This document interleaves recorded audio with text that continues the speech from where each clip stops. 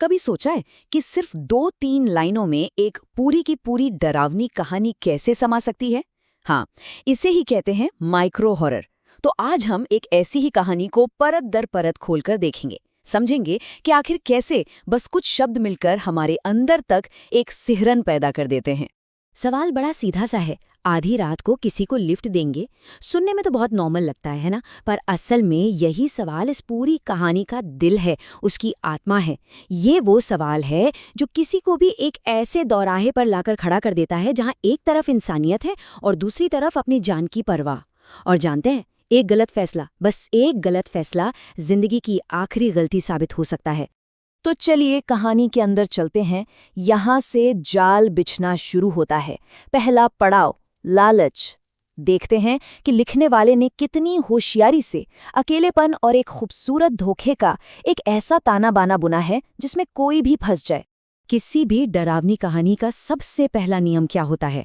अपने किरदार को, अपने शिकार को बिल्कुल अकेला कर दो। और यहाँ भी ठीक यही होता है। हमारा जो किरदार है वो एकदम अकेला है, मतलब मदद की कोई उम्मीद ही नहीं। और जब कोई अकेला होता है तो वो एक बहुत आसान निशाना बन जाता है।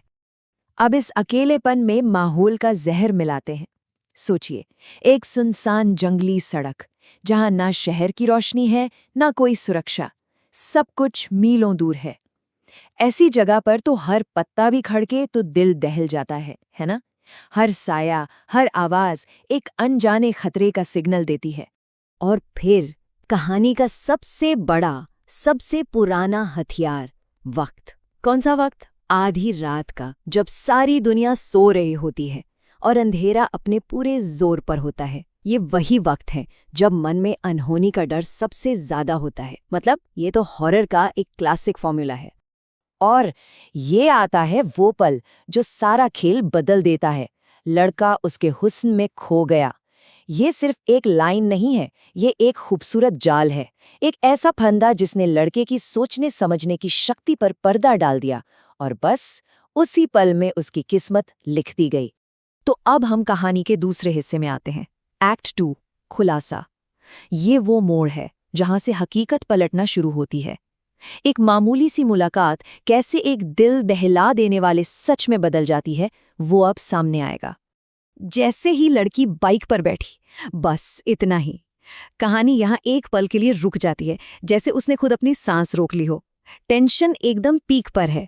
उस भयानक खुलासे से ठीक पहले की ये जो शांति है ना, यही दिल की धड़कनों को सबसे ज्यादा तेज कर देती है। और फिर सामने आता है वो सच जो रोंगटे खड़े कर दे। वो अमानवीय संकेत, उसके पैर उल्टे थे। उल्टे पैर। पुरानी कहानियों और लोक कथाओं में ये हमेशा से ही किसी शैतानी ताकत की निशानी माने गए हैं। ये तो कुदरत के कानून के खिलाफ है। और बस इस एक डिटेल के साथ ही हकीकत का सारा ताना बाना टूटकर बिखर जाता है। कहानी अब अपने आखिरी और सबसे भयानक पड़ाव पर पहुंचती है। अंजाम।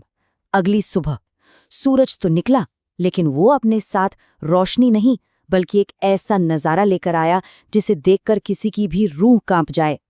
और सुबह वहां क्या मिला? देखिए, अगली सुबह सिर्फ एक साड़ी मिली और एक लाश। बस। कहानी इसे किसी पुलिस रिपोर्ट की तरह बताती है, एकदम फैक्ट्स। और यही तरीका इस पूरी घटना को और भी ज्यादा ठंडा और असली महसूस कराता है। जरा उस आखिरी मंजर की तस्वीर पर गौर कीजिए। लाश का चेहरा बिल्कुल सफेद, आंखें खुली की खुली, और सबसे ज्यादा डरावनी चीज, होठों पर एक अजीब सी मुस्कान। सोचिए, ये मुस्कान क्या कहना चाहती है? क्या ये किसी की जीत की मुस्कान है या फिर आने वाले किसी और बड़े खतरे की चेतावनी? तो आखिर में ये कहानी बस एक कहानी नहीं है, ये अपने पीछे एक ठंडी सी चेतावनी छोड़ जाती है।